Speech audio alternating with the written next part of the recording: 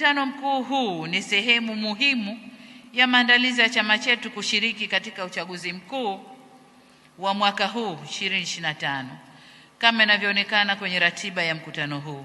Ajenda kuu tutakayojadili kuanzia leo, kuangalia yaliyomo kwenye ilani tunayokwenda kuinadi kwa wananchi katika uchaguzi ujao.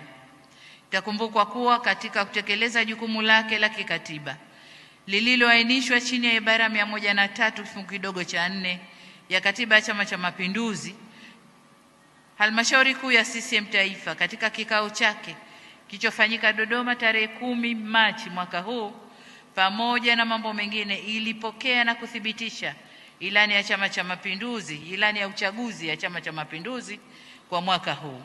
Hivyo basi, kesho tutafanya uzinduzi wa ilani tutakayokwenda kuinadi kwa wananchi ili watupe imani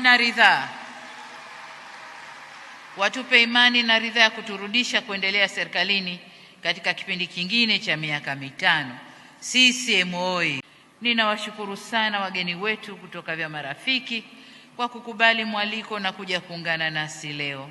Kwa hakika uwepo wenu ni uthibitisho tosha wa dhamira yetu ya dhati ya kuendeleza na kudumisha udugu, urafiki, umoja na mshikamano baina ya vyama vyetu na wananchi wa mataifa yetu.